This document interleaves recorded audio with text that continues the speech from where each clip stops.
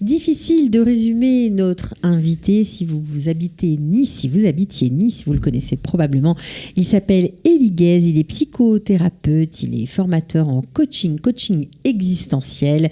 Il est amoureux de la Torah, de la Kabbale existentielle, tout un programme.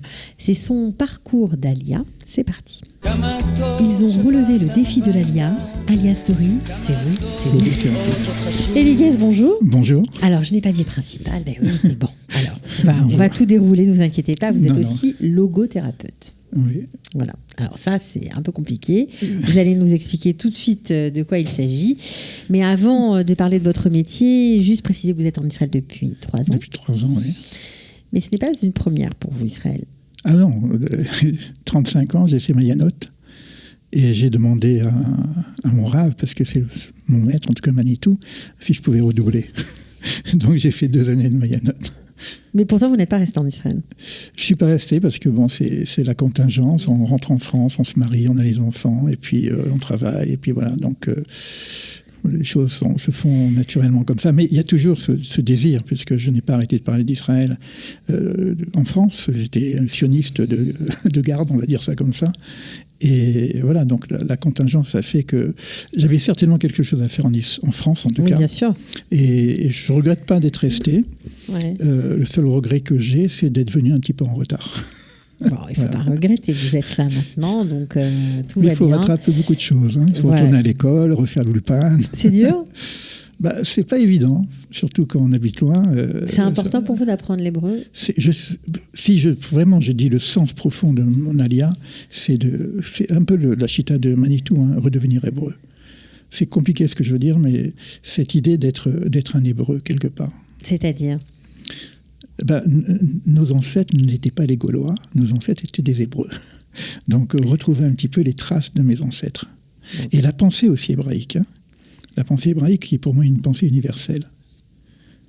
Voilà. Alors ça c'est intéressant parce que c'est vrai qu'à l'heure où les pensées et surtout les extrêmes séduisent de plus en plus de personnes, vous avez une vue très universelle de la Torah, de la Kabbale, du judaïsme, et c'est ça que vous voulez faire passer. Alors vous m'avez dit en début d'émission que vous étiez logothérapeute, ça va avec, puisque la logothérapie c'est quoi ?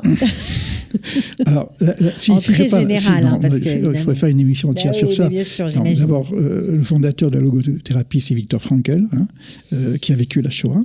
Et la question du logothérapeute, c'est la question du sens, le sens de la vie. Donc c'est la thérapie du sens ? Alors, on peut dire la thérapie du sens lorsque c'est thérapeutique. Maintenant, moi, comme je le fais en coaching existentiel, c'est qu'est-ce que je donne, quel est le sens de ce que je fais ? J'ai un projet, c'est quoi le sens profond de ce projet ? Alors, on a un sens connu, mais je considère qu'il y a aussi un sens inconnu. C'est-à-dire qu'on est inspiré par quelque chose qui nous dépasse. On peut appeler ça la neshama, tout ce que vous voulez, dans le coaching existentiel. C'est la mission qu'on a à faire c'est un sur peu Terre, la mission. C'est nos ancêtres, c'est quoi ? C'est la mission, mais j'aime pas tellement ce terme parce qu'il est un peu valgaudé. Okay. Moi, je dis le projet sens. C'est-à-dire qu'on est avec une forme, j'appelle ça l'ADN spirituel que nous avons en nous. On a un projet sens. J'ai un ADN physiologique, mais j'ai aussi un projet sens. J'ai un sens, j'ai quelque chose à faire quand j'arrive dans ce monde-ci. C'est pas parce que mission, on peut en avoir plusieurs. Mais le projet sens est le sens profond de ma réalité dans ce monde. Et comme je suis, gens qui le cherchent toute la vie. C'est pour ça que c'est quelque chose de très profond. Oui. Voilà. Donc l'idée en même temps, c'est donc soit c'est une thérapie parce que j'ai eu une difficulté, dans un traumatisme ou quelque chose que je ne comprends pas, et que j'essaye de trouver le sens de ce que j'ai vécu. Donc on est en thérapie. Soit j'ai un projet. Quel est le projet de ma vie, quoi ? Donc quel est le sens de ma vie quelque part ? Découvrir le sens de sa vie, c'est le livre de Viktor Frankl. Et je me suis spécialisé là-dedans et donc j'apporte un petit peu, je dis le gâteau sur la cerise des psychologues. Pas la cerise sur le gâteau, parce que c'est vraiment un gâteau sur la cerise.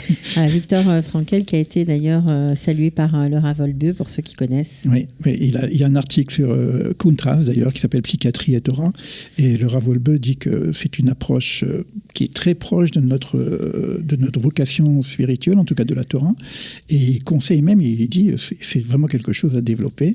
Et donc je me suis positionné un peu comme ça pour développer cette approche. Mais j'y ajoute quand même de la Torah. Vous y ajoutez la Torah. Ok. Et pour vous, d'accord. Donc, on va repréciser tout ça. Mais quand je vous entends parler, je comprends que vous étiez aussi à l'origine du colloque qui s'est tenu la semaine dernière. Oui, à Jérusalem, Tikkun Olam. Voilà. On a eu le plaisir de recevoir quelques-uns des participants, notamment Yoel Benaroche, entre autres. Mais il y avait aussi d'autres participants. Alors, c'est ce que vous avez envie de faire ici ? Alors, c'est ce que j'ai toujours fait ici, d'abord, depuis plusieurs années, depuis presque 10 ans. Organiser des colloques. Organiser des colloques, rassembler les gens avec des visions un peu différentes. J'aime rassembler les gens et écouter la pluralité. Pour moi, l'unité, c'est pas l'uniformité. C'est la capacité d'intégrer la pluralité. Donc les divisions ne me gênent pas, bien au contraire. Donc j'essaie d'amener des gens qui ont des visions un peu différentes sur la même chose. C'est très français, ça. Je crois que c'est très juif. Très juif, mais ça s'est un peu perdu, on va dire. Non, c'est vraiment très juif. Ouais. Si vous écoutez Manitou, c'est vraiment très, très juif. C'est-à-dire, à la limite, la vocation essentielle d'Israël, c'est ça. C'est de rassembler les morceaux qui ont été dispersés. C'est qu'on appelle les étincelles. Des étincelles divines. qui sont un peu de partout, de les rassembler. Donc, je crois qu'on a vraiment cette vocation. D'ailleurs, regardez notre peuple, comment il est multiple. Il y a toutes les couleurs. Il y a toutes les cuisines, il y a toutes les musiques. Hein. Donc tout ça, ça doit faire une unicité. Donc on n'est pas un peuple avec une seule vocation. Quand je parle de vocation, je parle de vocation sociale même. Hein. La structure de notre peuple est complètement multiple. Donc on est vraiment un microcosme de l'humanité. Mm-hmm. Donc si on n'a pas cette vocation d'unicité, on passe à côté. D'accord. Alors justement...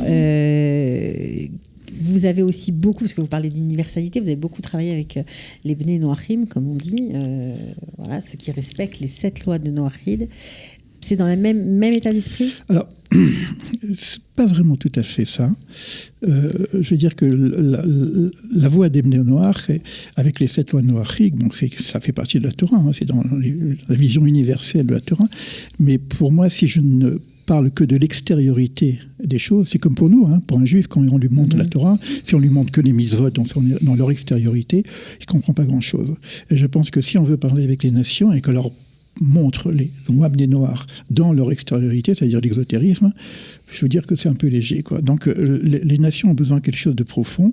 À l'intérieur de ces lois noachiques, il y a justement cette possibilité d'approfondir, de creuser, pour leur amener une substance, quelque chose qui est caché, pas simplement qui est découvert. Les nations ont quand même évolué depuis 2000 ans, et ce qu'on leur propose... Je veux dire qu'il faut voir qu'est-ce qui leur manque vraiment. C'est-à-dire, c'est les questions que je pose quand il y a des colloques sur les Bnei Noach. Qu'est-ce qu'on peut apporter aujourd'hui aux nations qu'on n'a pas encore apporté ? Et je pense que les lois Bnei Noach aujourd'hui sont déjà connues quelque part, à travers le christianisme, à travers la sagesse universelle, etc. Donc on a certainement quelque chose d'autre à apporter. C'est pour ça que je me suis proposé cette fois-ci, alors que bon, à l'origine, j'ai fait des colloques Bnei Noach avec des dizaines d'intervenants d'ailleurs, hein, parce que avec Rav Cherki, avec Benaroche, avec Rav Shriki, Beno Gross aussi, bon, vraiment des sommités au niveau de la pensée, hein, à la Shalom. Hein. Donc j'ai eu cette chance de pouvoir organiser ces colloques tout en étant à Nice. Hein. Donc, oui, bien sûr, vous les organisez en Israël. Alors justement, vous l'avez fait jusqu'à 2014, on va dire à peu près. 2009. De 2009 à 2014. Exact, oui. Est-ce que vous allez continuer à le faire ou est-ce que pour l'instant vous prenez vos marques parce que Alors là, je prends mes marques. À apprendre. Voilà. Je prends mes marques parce que j'ai compris en même temps que, d'ailleurs c'est une parole de Rav Cherki, il m'a dit, bon, un Niçois qui vient de je sais pas où, qui fait un truc, c'est quand même important, quoi. Hein. Ça fait un peu désordre, quoi. Alors maintenant, j'ai dit, je ne veux pas être dans le désordre, je vais être dans l'ordre. C'est-à-dire que parler d'universel, hein, pour ne pas parler simplement que de Torah, parler d'universel hors la Goïm, lumière pour les nations. Mon projet, c'est Israël, projet d'humanité. Israël, ce n'est pas un projet simplement pour un peuple singulier. Israël, c'est vraiment, on a été choisi pour porter le projet d'humanité de départ qu'Akadosh Baruch Hu a voulu faire de ce monde. On a été choisi pour ça, pas pour être chouchou du bon Dieu. Okay. Donc on a ce projet, on nous a redonné ce projet à reconstruire qui a été détruit depuis Babel, etc. Donc on a ce projet-là, il ne faut pas l'oublier. Par toi seront bénies toutes les familles du monde. Ce qui a été donné à Abraham. Et ça, on le porte en nous. Jacob l'a reporté. Donc on ne peut pas oublier ça. Je ne peux pas venir ici pour dire « Ouf, enfin, je vis dans mon pays, je peux aller à l'école sans avoir des bombes sur la tête et je peux faire ma religion tranquille. » C'est tout ça pour ça. Donc non, si on a c'est vécu trop petit, toutes ces difficultés, ces pogroms, etc., pour arriver ici, donc une fois que le pays est construit, on a quelque chose à apporter. Et en ce moment, on l'apporte. Et quand je dirais même que ce n'est pas simplement au niveau de la Torah. Or, la Goïm, c'est aussi tout ce qu'on appelle au niveau de la technologie. Bien sûr. Regardez aux yeux le monde, le monde vit avec ça. Bien sûr. Donc, d'ailleurs, le prochain colloque, avec l'aide de Dieu, si je le refais, je veux réintégrer la science. À l'intérieur. À l'intérieur, parce qu'on a chez nous aussi des génies qui découvrent des choses qui sont essentielles à avoir un monde meilleur. Il faut être concret avec ça. Et ça, on sait très bien que les nations nous regardent. Et ils savent qu'ils ne peuvent plus se passer de ce génie. Ce n'est pas simplement le côté de la morale, de la spiritualité. Il y a aussi ça. Donc, associer en même temps cette intelligence qui existe dans le monde entier, et faire une association, un regroupement de ces intelligences. Intelligence spirituelle, intelligence technologique. D'ailleurs, c'est ce qui est donné à Yaakov. À Kol Yaakov, il y a des Imé des Saves. La voie, c'est la voie de Jacob, la spiritualité, mais il a aussi pris la vocation matérielle et temporelle. Donc, c'est-à-dire, on a aussi cette possibilité de réaliser quelque chose au niveau temporel, au niveau concret, au niveau technologique, pour avoir une vie meilleure. Bon, est-ce que vous êtes heureux d'être arrivé ici ? Si je suis heureux d'être là. Je suis heureux d'être là où j'en suis, et je suis heureux d'être ce que je suis. Ouais, c'est sûr. Donc vous avez beaucoup, malgré la retraite, beaucoup d'autres projets à réaliser, en tout cas dans ce sens-là, dans ce que vous venez de nous expliquer. Oui, je me laisse porter par les projets. J'ai la chance d'avoir des projets qui sont un petit peu utopiques et de réaliser cette utopie. Et c'est pas qu'ici, en France, j'ai réalisé des projets complètement utopiques. J'ai fait un salon qu'on appelle le salon Réussir. Vous faites confiance à la vie, on va dire.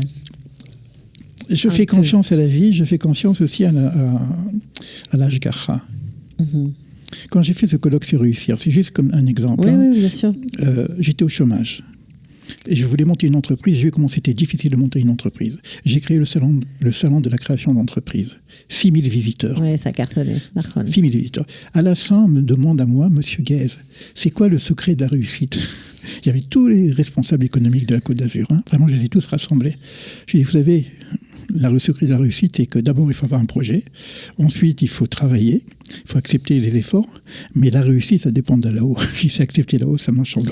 Mais moi, je pense que c'est une bonne phrase, on va dire, pour terminer l'émission, parce que ça correspond aussi à tous ceux qui viennent et qui recommencent, qui se remettent en selle, ils recommencent tout à zéro, réapprendre une langue. Il faut avoir confiance. Avoir confiance, avoir un projet, travailler dur sur ce projet. Ouais. Et puis, moi, je dis aussi, il ne faut pas se plaindre. Je dis aussi, il ne faut pas se plaindre. Remercier. C'est vraiment un cadeau. D'être ici. Ah oui, c'est vraiment un cadeau. On arrive ici, on arrive à l'aéroport, 1 heure après, on a on est israélien 1 heure après, et on nous donne des sous en plus. Quoi. C'est exceptionnel. Quoi. Non, je pense qu'il faut vraiment remercier. Il faut voir les choses du côté positif. Comment on fait ? Parce qu'il y a plein de gens qui ont beaucoup de difficultés. Ça, c'est la logothérapie. Il y a toujours quelque chose de positif. C'est pas toujours évident de le voir. Ça, c'est la logothérapie. Alors, moi, quand je suis ici, quand j'ai une difficulté, ça m'arrive, heureusement, parce que je suis un humain. Bien sûr. Et je ne veux pas dire que je suis content d'en avoir, mais à chaque fois que j'ai pris un coup, je ne me suis pas révolté contre celui qui me donne le coup. Je me pose la question pourquoi moi, j'ai reçu le coup. Donc, je me remets en question. Je me pose en question par rapport à ça. Un exemple complètement matériel. Je fais une mitzvah, je vois un homme qui me demande du thé, du café. Je le fais rentrer chez moi, je lui sers du thé. Il vole mon portable. Il s'en va avec mon téléphone. Donc, je me suis coupé. Bon. Mais ma question n'est pas pourquoi il m'a volé, parce qu'un voleur, c'est son métier de voler. La question, c'est pourquoi il m'a volé moi. Et bon, ça m'a coupé un peu de la communication pendant 2 jours. Et j'ai compris qu'il fallait que je me calme. Tout simplement, je me suis calmé. Bon, en tout cas, on vous souhaite bonne chance, parce que vous n'en êtes qu'au début de votre parcours d'Alam, même si vous connaissez bien Israël. On vous souhaite plein de bonnes choses, vraiment. Non, j'ai vraiment des projets. Je porte des projets. Je suis porteur de projets, on va dire ça comme ça. Et avec l'aide de Dieu, j'aimerais pouvoir les réaliser. Il paraît qu'on vous appelle le rassembleur d'étincelles. Les rassembleurs d'étincelles. J'espère que vous allez en rassembler plein autour de vous. Je vous souhaite bonne chance, vraiment. Merci beaucoup. Merci de m'avoir invité. En tout cas, c'est très gentil. Avec plaisir. Au plaisir. Ciao. Ciao. Ils ont relevé le défi de l'Alia. Alia Story, c'est vous, c'est nous.